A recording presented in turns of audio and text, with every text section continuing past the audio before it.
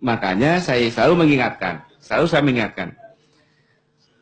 bahwa tugas ulama adalah membentuk muslim menjadi mukminin.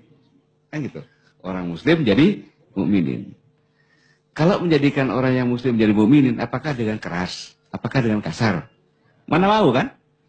Pasti dengan bahasa hati kan? Nah, jadi kalau ada ulama yang ngomongnya kasar, ulama bukan itu.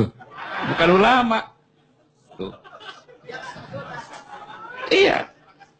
Membuat muslim jadi mukminin dengan bahasa yang santun, ya kan?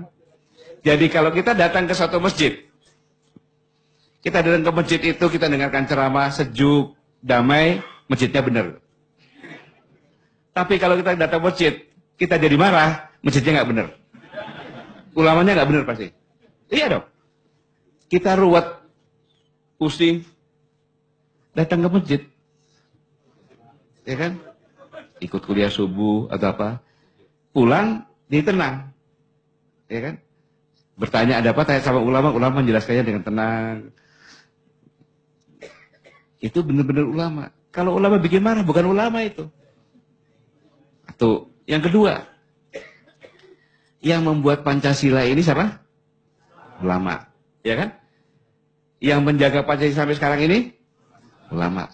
Kalau ada ulama menjadikan Pancasila, ulama bukan? Bisa ulama, tapi ulama dari tempat lainnya mengacau sini kan gitu. Nah, itu kuncinya. Gampang-gampang saja supaya kita tidak mudah terpengaruh. Saya dengar masjid yang bicarakan ngadu domba begini-begini, itu bukan itu. Berkedok pakaiannya ulama, tapi sebenarnya bukan mengecoh umat. Ini yang perlu saya ingatkan. Cara-cara yang simpel-simpel kecil-kecil gini aja, kadang-kadang membuat kita ikut jadi marah.